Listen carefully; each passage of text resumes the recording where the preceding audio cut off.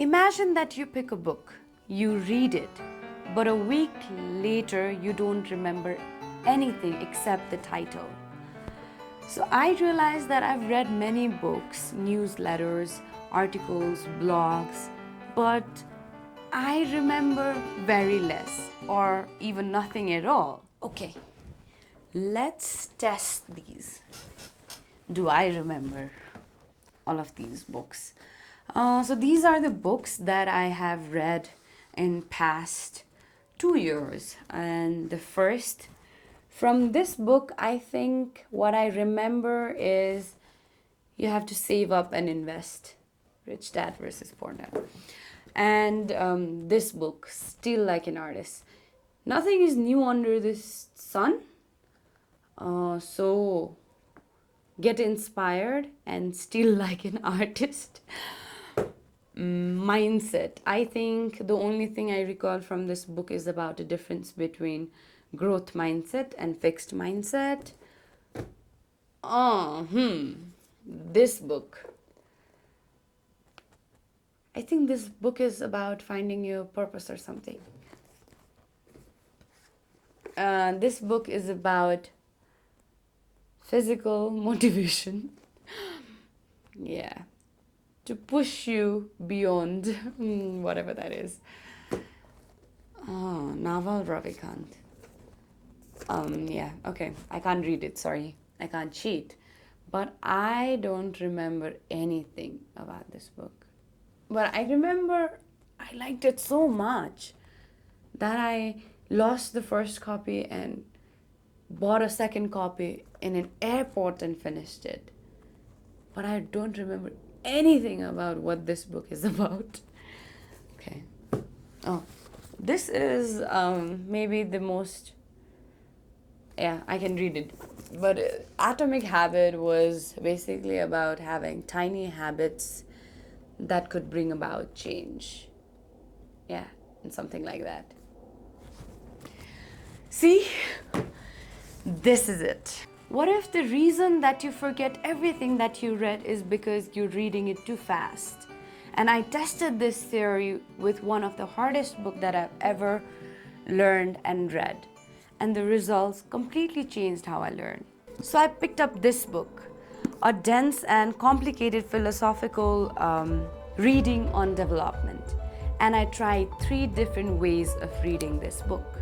First, I read 3 chapters without taking any notes and just underlining and highlighting the ideas that were interesting. Secondly, from chapter 4, I highlighted and underlined the ideas and transferred those ideas into my Google document as a note. And third, from chapter 8, I went even deeper. I started having conversation and arguments with the author while I'm taking note. And I'm transferring it to my Google document and researching about the complicated ideas, taking AI's support in simplifying them, and then sorting them to the thematic area. And the results were quite interesting. So the first way, while I was just underlining and highlighting, I couldn't even remember anything, not even the title. The second way, while I was transferring it into notes, I kind of knew a broad idea of what those texts were talking about, but still not the details inside it. But the third way, while I was engaging with those ideas, writing them, questioning them, making conversations and argument and trying different scenario to fit that idea, I realized that that's when I can use these ideas in my conversations, in my papers, or in my professional or academic setting.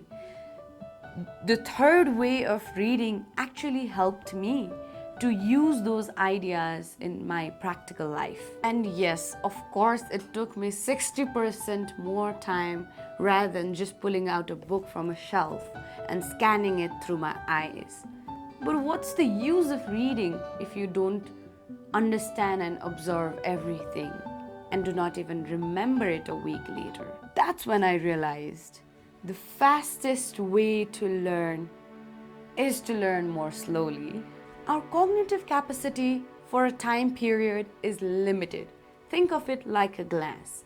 If you just keep pouring more and more information, it just overflows. That's what happens when you read too fast, when you try to read 500 pages of complicated and dense literature within a week.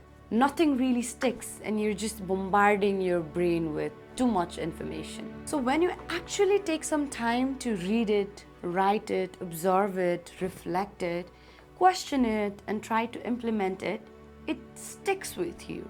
It stays with you for a longer period of time. Think about this glass again. When you're pouring more and more information, it just overflows because your brain cannot hold everything at once. And that's the key shift, because learning is not about storing and sorting out everything in your head. It's about building a system outside of your mind. When you write your things down, your notes, your thoughts, your questions, your argument, you're creating an external brain, a place that sorts your ideas, organizes them, and you can come back to it anytime. And the key here is to revisit those ideas, because the whole point of writing all those notes and organizing them is to come back to it again. Through spaced repetition, you can come back to these ideas again, and that's what actually makes those ideas stick. But the most powerful step is to use what you learn, immersing through what you learn. For me, presenting about this book in front of my colleagues at work in a learning series has been particularly helpful.